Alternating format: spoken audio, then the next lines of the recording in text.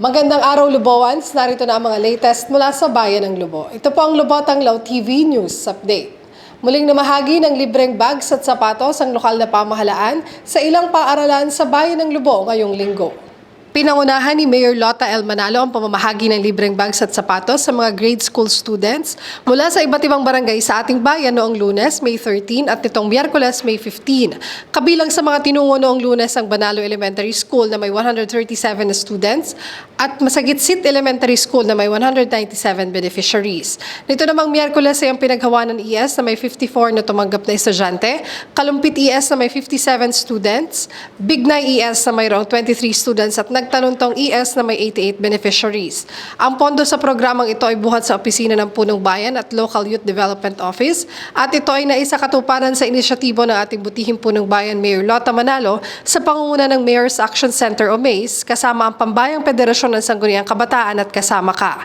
Nakasama rin sa distribusyon sina Bocal Wilson at Gently Rivera na nagkaloob ng mga medyas para sa mga bata at si Dr. Reyna Abu na nagbigay naman ng tumblers. Inumpisahan na ang 7 araw na Cultural Community Tour Guiding Training na inorganisa ng Lobo Tourism Office noong Lunes, May 13 at tatagal hanggang Linggo, May 19 sa Circa Parola Beach Resort sa Barangay Malabrigo. 35 aspiring tour guide na siyang magiging katuwang ng ating lokal na pamahalaan sa mga gawaing pangturismo sa ating bayan ang lumahok sa pagsasanay na ito.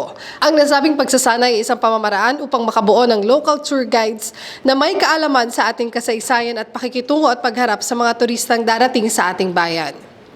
Bilang bahagi naman ng patuloy na implementasyon ng Pantawid Pamilyang Pilipino Program sa Bayan ng Lubo, nagsagawa ng Second Quarter Municipal Advisory Council Meeting ang Municipal Social Welfare and Development Office noong Martes, May 14 sa SB Session Hall.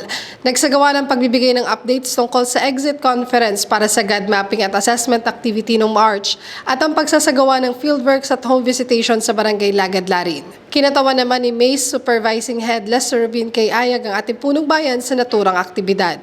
Samantala, isinagawa naman ang ceremonial turnover ng Phase 2 ng Kalahi Seeds Project na Pathway sa Sitio Tagumpay 1, Barangay Nagtoktok noong Lunes, May 13. Pinangunahan pa rin ni Mayor Lota Manalo ang turnover ng proyekto at paggagawad ng plaque ng pagkilala sa volunteers na tumulong para maitayo ang naturang proyekto. Ang proyektong ito ay sa pagtutulungan ng Kalahi Seeds at ng lokal na pamahalaan kung saan layong bigyan ng kalayaan ng barangay na pumili ng proyektong angkop sa kanilang lugar.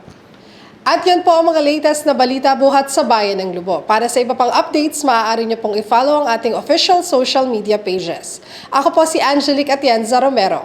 Muli ito ang Lubotang Law TV News Update.